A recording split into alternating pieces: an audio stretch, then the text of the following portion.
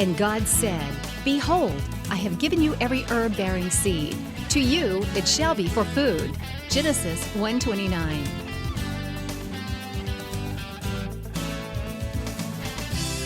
Man did eat angels' food. He sent them meat to the full.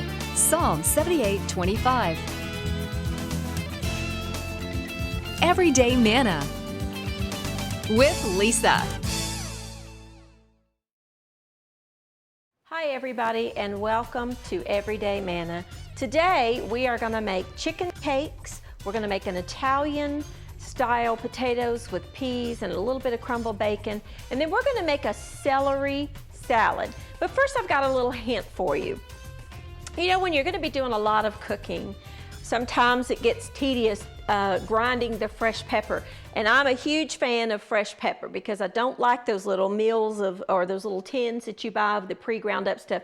You have no idea how long that's been on the shelf, and it loses a lot of its flavor. So this is a little tiny coffee mill that I found, and I keep one for coffee, and then I keep one for spices and things like that. And if you'll take whole peppercorns and just put them down in the spice mill or coffee mill. Now this is noisy, so bear with me. And then you just grind them just like you would. Just bear with me for a minute. I'm going to show you the difference. And you can control how fine or coarse. See how they just keep. I like a coarser pepper, but you can make it as fine or as coarse as you want. Takes about 60 seconds or so. Pulse it. Don't leave it running continually. Just pulse it. Okay, now I'm going to show you what you get. Be careful when you take this lid off because you will get a nose full of fresh ground pepper. And what I do is I just put it in a little bowl, and I keep it by my stove where I'm cooking or wherever I'm cooking.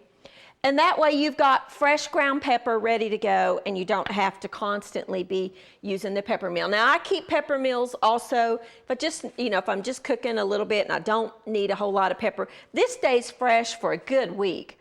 So what you can do is just do this at the beginning of your week, and then you've got it, keep it covered, and you've got it ready to go for the rest of your week to use. So we did our pepper. Now we're going to get started with our potatoes first because they're going to take the longest to cook. And I have about 3 pounds or so of red potatoes, red skin potatoes, because these are the ones that I like the most. They have been washed. I like the peels on. So I keep the peels on, and you want them to be about, you know, I don't know, a good 2-inch size chunk. And then just drop them down in some cold water. And we're going to bring these to a boil. Little hint for you, sometimes you'll need to quarter them if they're bigger. Always start your potatoes in cold water. Don't ever put potatoes down in boiling water. The reason for that is, I tried it one time just to see if there really was a difference, and there really is. If you put it in boiling water, it creates like this little, for lack of a better term, fuzz on the outside of the potato, and it just doesn't cook evenly, and it doesn't taste very good. So always start your potatoes in cold water. And I'm just dropping them down in the water. We're going to cook these until they're fork tender. This is about 3 pounds. If you don't have red potatoes, you could use, you know, Idaho potatoes. Boy, he's a big one. Let's cut him way down. You could use Idaho potatoes, or you could use Yukon Golds. I noticed in the grocery store, let me cut that little end right there off. The other day I was shopping, and I noticed that they now are getting the gourmet potatoes, which is the colored blends, the purple Peruvian potatoes, and the little gourmet potatoes. So you could absolutely substitute those if you wanted to. I bought those one time and roasted them. They had little fingerling potatoes and purple potatoes and the little Yukon Golds, and I roasted them in the oven with just some salt, pepper, olive oil, and a little bit of grated onion, and they were fabulous. But that's another recipe. I think that's probably enough potatoes. So we're just going to bring those to a simmer, and once that comes up to a simmer, I'm going to salt that water. Again, another little hint for you. I don't like to put salt in my water until it comes to a boil, because what I find, the water's not hot enough to dissolve the sugar or the salt quick enough, and it goes to the bottom of the pot, and it will, what you call, pit your pots. It'll cause a little scarring, and it really affects your pots and pans negatively. So I don't add the water or the salt to the water until it has come up to a boil. I also only put the lid on it until it comes up to a boil, because the starches in the potato come out, and that's what causes that boil over. So once that pot comes up to a boil, take that lid off. Now, we're just going to kind of let that hang out there and cook and get ready to go while we mix up the chicken cakes. If you've ever had a crab cake or maybe a salmon patty or a shrimp cake, those kinds of things, it's along that line, only it's using chicken instead of crab or shrimp or salmon. I bought at the grocery store today just a rotisserie chicken because I didn't have any leftover chicken. But this is one of those uses that is a great use for if you have roasted a chicken and you've got leftover chicken. If you don't want to buy a rotisserie chicken, what you can do is poach some chicken, or you could substitute, if you like the cans of chicken, you could substitute that canned chicken. I'm not a real big fan of that, but if that's something that you like, you could absolutely substitute that too, just drain it. But I'm going to use a mixture of the light and the dark, and you want about 2 cups total. And we're just going to take this chicken off the bone.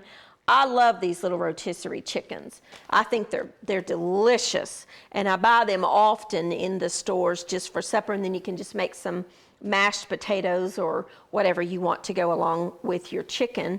But they have a multitude of uses. We can make, you can make like I'm doing here and do the chicken cakes. You could use it for chicken salad. You can use it for many things. The one thing I'm going to do is take it all off the bone, take the skin and the bone off, and then I'm going to chop it because I do want it to be kind of fine, because we are going to be making a cake. And we're just going to take all this delicious meat. Now I'm using a mixture of dark and light. If you only like white meat, absolutely you can use just the chicken breast. That'd be fine too. Whatever kind you like. This is one of those recipes that you can customize to your liking. It smells so good. I could just eat this right like it is right now. My little Aaron would just dig right into that leg. He loves chicken legs, and he will eat 5 or 6 of them. That child's appetite is growing. Everybody told me, said, wait till they turn into teenagers. They will eat you out of house and home. And I'm beginning to see that, oddly enough, with my younger son, quicker than my older son. He is really increasing in his appetite, but he would love that leg. So let's just take off that skin, that outer crispy, crunchy part. I don't want to put that in the chicken cake, so I'm going to have that as a snack because that's my favorite part. I really like that little crispy outer bit, and put the bones in there to feed the cats.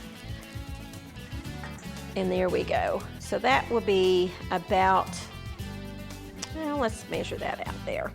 Now let's get a knife, and I'll show you what we're going to do. We're just going to finely chop this chicken. I'm going to go to a break. I'm just going to chop this chicken. That's all I'm going to do, and I'll see you back here in just a couple of minutes.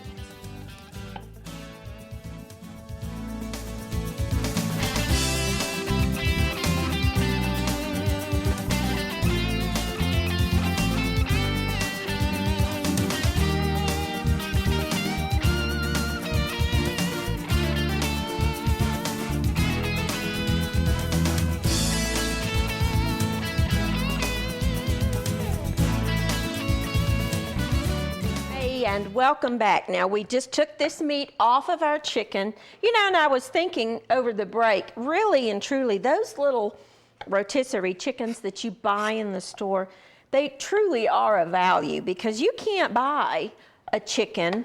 By the time you take your time and energy and electricity and all of that, they really are an economical choice for a meal for your family. You can use them like I'm using here, or you can, just serve it up for dinner. Either way, I'm just chopping it up really fine. And I have to confess to you, I took a snack over the break. I ate a piece of that crunchy part, and it's really so good. These things are delicious. They're just moist and so good. I want this chicken chopped up kind of fine, but you don't want to get it to where it's, powdery, because you do want to be able to taste the chicken. So let's put our about 2 cups or so of chicken into a pan, or a bowl rather. Now, here's where you can use your imagination. You can flavor this up any way you like. I'm choosing to put in some diced pimento, just bought jarred pimentos that I have got about 2 tablespoons or so. Drain them as good as you can. Don't obsess about it. It doesn't have to be perfectly dry, but drain them as good as you can. I've got about a tablespoon of poultry seasoning. If you don't have poultry seasoning, you can just use a combination of sage and thyme, dried. By all means, if you have fresh herbs, you could use some thyme and some sage or rosemary and parsley, just whatever kind of flavors you like. I'm adding about 1/3 of a cup or so of shredded Monterey Jack cheese. I'm going to add some whole kernel corn. This is just canned corn, about a cup. I'm actually going to cut it a little bit. I'm going to chop it. If you've got your food processor out, you could, put this in the food processor to mince it up just a little bit. I don't have mine out, so I'm just going to chop it by hand. Don't want to get it too fine, but let's get it just a little bit. If you don't have canned corn and you have frozen corn, absolutely use your frozen corn. Make sure it's thawed and drained. I'm not adding any onion today. If you wanted to add a little bit of a green onion or maybe a grated onion, you wouldn't want to have big chunks of onion because it's not going to be in the skillet long enough for that to cook. But you could grate an onion if you wanted to in here. It would be delicious. Then I'm going to add, wipe my hands, an egg. I'm going to take 1 egg. I'm going to use this bowl first. And I'm going to crack this egg and lightly beat it before I add it to the mixture. Just lightly whisk it before I add it in there. I like to do that anytime I'm using an egg as a binder. Just beat it just a little bit before you add it to the mixture. That way it can get incorporated easier and better. Now my potatoes have come up to a simmer, so I'm going to go ahead and take that lid off because I do not want that to go over top of the pot. That's a pretty full pot. I'm going to add some of my pepper, about, I don't know, half a teaspoon, and probably a teaspoon or so of salt. You can customize that to your tastes. Not too much. And about half of a cup of breadcrumbs. Now here's where you might need to add a little bit more breadcrumb depending on the moisture level of your final product, because that chicken was very moist. And that's it. And we're just going to kind of make a little bit of a mixture here. And we're going to patty that out. And we're going to let it chill for about 30 minutes or so to set before we proceed on with the frying of them. Now I think I need a little bit more breadcrumb. Now this is just dry, plain, purchased breadcrumbs. I'm going to add about another 1/4 of a cup. Cooking is so adaptable to what you like and what you don't like. And the first time you try a recipe, you'll learn. Sometimes you just need to change things up just a little bit. As a matter of fact, I think I had a little more than 2 cups of chicken. I think I'm going to add that other egg because I want to bind it, make sure it sticks together. So sometimes you might need to add 2 eggs. You'll learn as you cook. You want it to be moldable, for lack of a better term. Okay, we're just going to get this mixed. And then I'm going to take a 1/3 cup measurer, and I'm going to just patty these out, and I'm going to place them on a sheet pan. And I'm gonna stick them in the refrigerator for just a few minutes to kind of firm up. And then when we come back, we're gonna douse them in this breadcrumb, then we're gonna fry them in our skillet. We're gonna take another quick break, and when I come back, we're gonna get these chicken cakes in the skillet and make our salad. I'll be back in just a minute.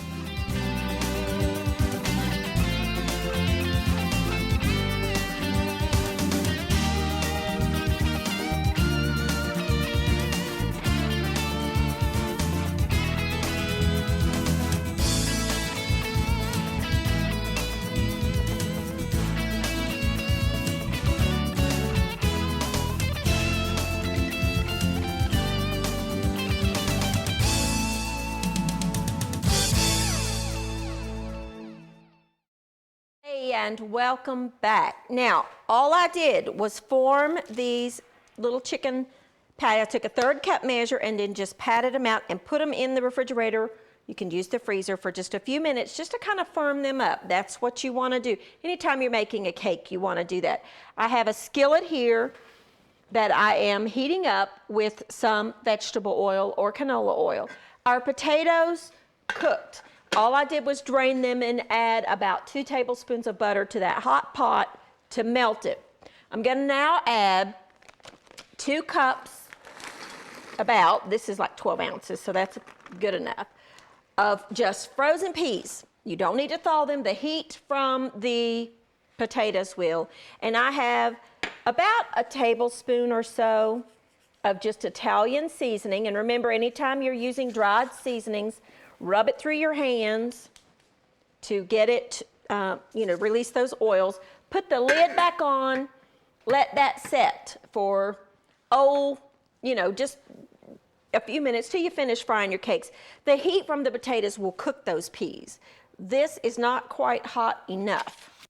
So let's set this to the side and let's start on our salad. Let's make our dressing first. We're just gonna make a simple little vinaigrette dressing. Let me say, your salads do not always have to have, let me zest it first. I'm gonna zest and juice a lemon. You don't have to always have lettuce in your salads. I often will make a chopped vegetable salad, or in this case, just celery, because celery happens to be one of my favorite vegetables. If you don't like celery, you could substitute anything else. You could do cucumbers and do them this way. You could do a mixture of vegetables, but this particular one is just a celery salad. I also make a side dish that we'll do on a future program that is a warm celery salad that is yummy. Rub the lemon on your board with your hand just to kind of release those juices. Put a strainer over it and get the juice out. I love these little reamers. You can find them everywhere. And they get the last little bit of juice out of the lemon. I will say, I have seen in the stores the plastic ones and a stainless steel model. Don't. Just get the plain wooden little reamer.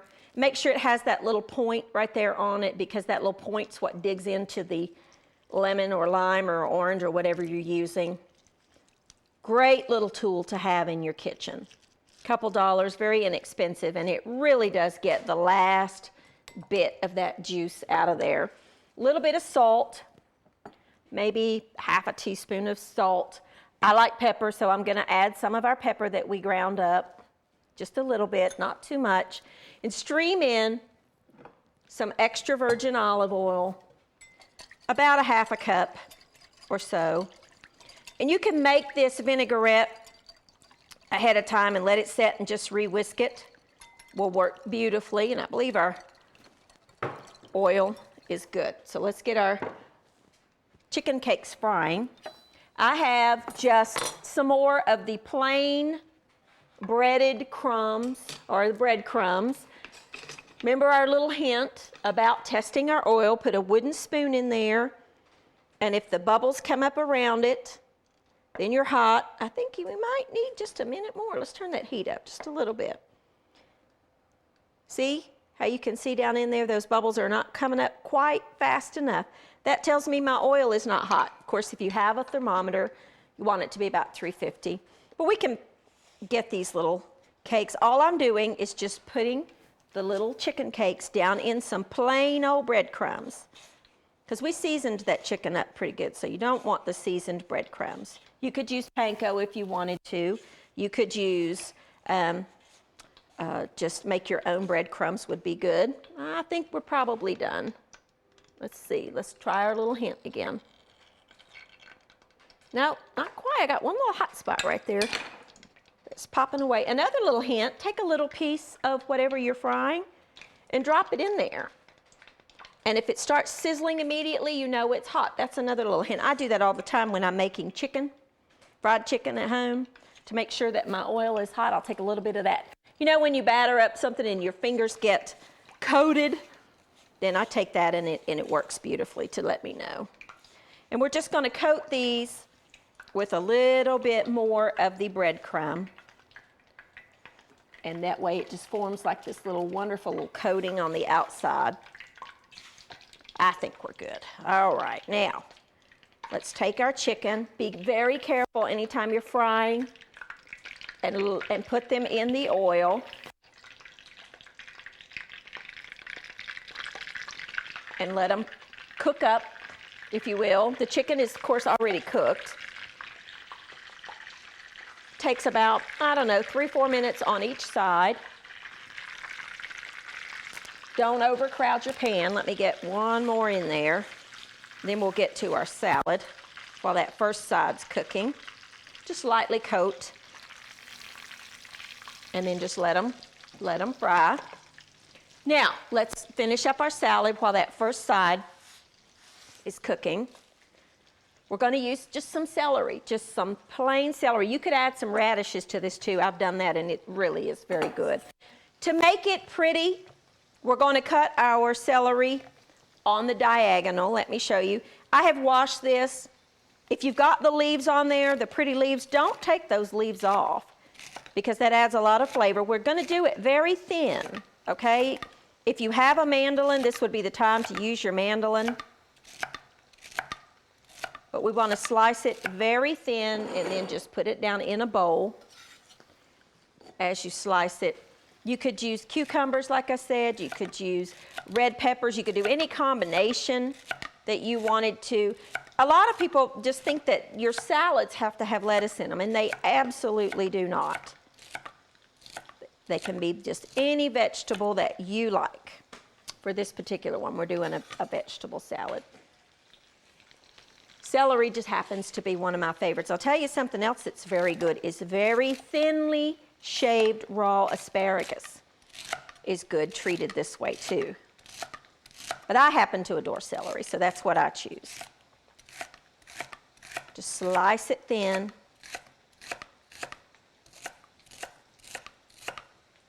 If you've got a lot of the tops, add them. If you've got those, the celery top, oh, that piece doesn't look good, so I'm going to throw it away. The celery leaves have a lot of flavor in them. A lot of people just throw those away. I don't understand that because they do have a lot of flavor. Very simply, stir your dressing, pour it over, let it sit, and that's it. Just a quick little crunchy. You're going for a textural thing because you've got soft cakes, you've got soft potatoes. So we're going to add just a crunch in the celery, just as a little tiny little side dish. Let it set while we finish up our cakes. Now, when we get ready to serve, we're going to add just some shaved Parmesan cheese. Now this one does little strips, this little julienne cutter, but if you don't have one of these, you can just use a vegetable peeler or a knife, a very sharp knife, and just cut some pieces of Parmesan cheese to go over that celery. Adds a saltiness and a different flavor. This just happens to be my favorite cheese. If you like a different cheese, by all means, put what you like. You could do crumbled feta, you could do blue cheese, you could do whatever you like. We're just going to put our salad on our plate. Pour any of that extra dressing over. And just dress it very simply with our shreds of Parmesan cheese, which to me is just the best cheese ever made. I love it. And there you go, a simple, simple little side salad for your family. Now, let's check our cakes. Be very careful doing this. Looks like they're ready to turn. Oh yes, look at that golden side. Be very careful. This is hot oil. See how it's just golden brown and delicious. If you like salmon patties or crab cakes, you will love this dish because it kind of gives you that textural thing. You could add, if you wanted to.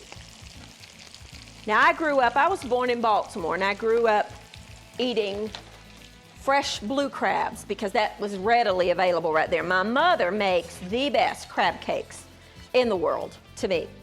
But crab can be expensive, especially where we are because we're landlocked.